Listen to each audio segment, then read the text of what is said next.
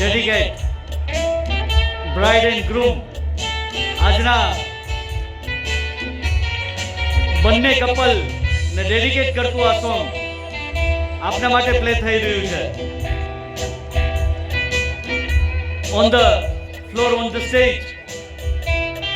હું બધાને વિનંતી કરીશ કે આપના બે હાથ ઉપર અને તાલીઓના તાલના સાથે આપણે આ સંગીતને એન્જોય કરીએ.